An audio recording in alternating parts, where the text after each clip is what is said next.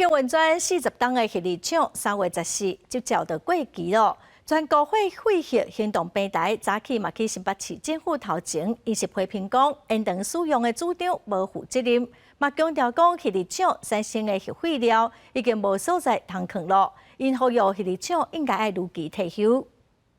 全国废核行动平台伫新北市府前的广场顶前，批评最近有一寡立委发表核电厂爱延长使用，互因真烦恼，呼吁外界应该支持伫万里的核电厂离合机顺利伫3月14来度役，因为核电厂已经使用40档啊。核二厂的1号机在去年提前停机，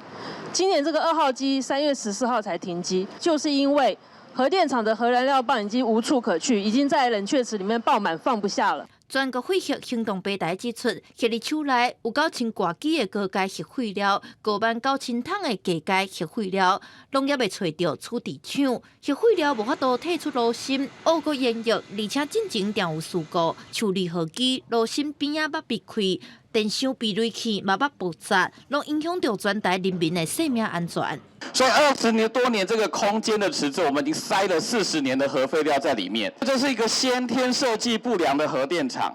同时核二厂也位在断层上面，也是一个后天选址不佳的核电厂。